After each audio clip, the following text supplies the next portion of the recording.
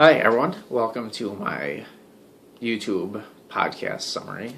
Tonight I'm going to be talking about Zack Snyder and Frank Miller's movies 300 and 300 Rise of an Empire, which sounds silly, I know.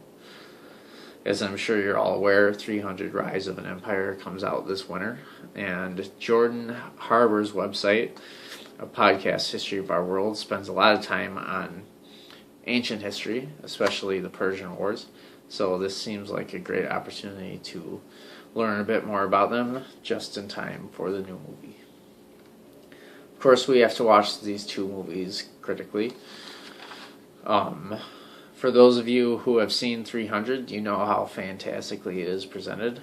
But aside from the visual liberties taken by Snyder and Miller, it's pretty historically accurate concerning the Battle of Thermopylae and their portrayal of Spartan culture.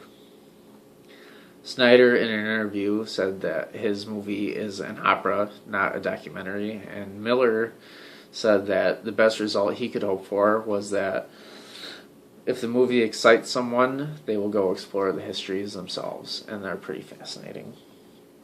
So, let's recap 300, or rather the Battle of Thermopylae. King Xerxes of Persia was pissed at Greece because his father had failed to conquer them years before.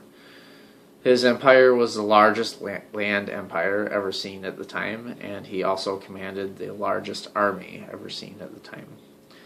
So he invaded Greece. In his way was a small Greek army led by King Leonidas of Sparta and his 300 elite warriors, as well as a Theban and Thespian contingent. At the Battle of Thermopylae, the Greeks used the terrain to their advantage, posting up in a narrow mountain pass, waiting for the anxious Persians to attack, which of course they did, and which negated their numerical advantage.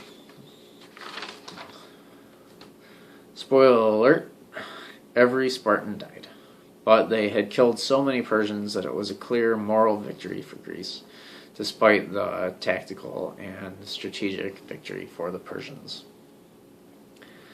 And that's 300, the movie.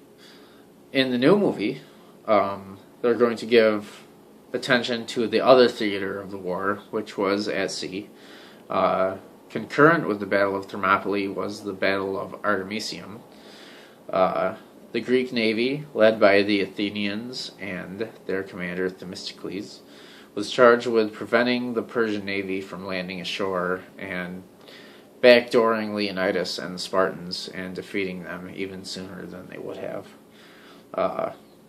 In two successful battles, Themistocles used the exact same tactics as Leonidas, baiting the Persians into attacking the Greek ships in narrow straits and beating them badly despite being outnumbered 6-1. The Greeks did this using ships, heavy ships, with beaks under the water designed to ram into Persian ships and sink them. The Persians used small, light ships in hopes of lashing on to Greek ships, boarding them, and defeating them in hand-to-hand combat. But in the small quarters that the battle was held in, the Greek strategy proved superior. So Xerxes fled home.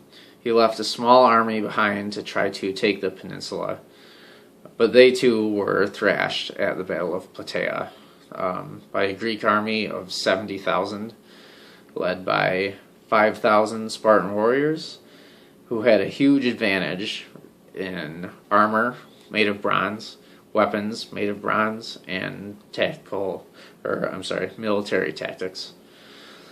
So that's the 5-minute version of the Persian Wars.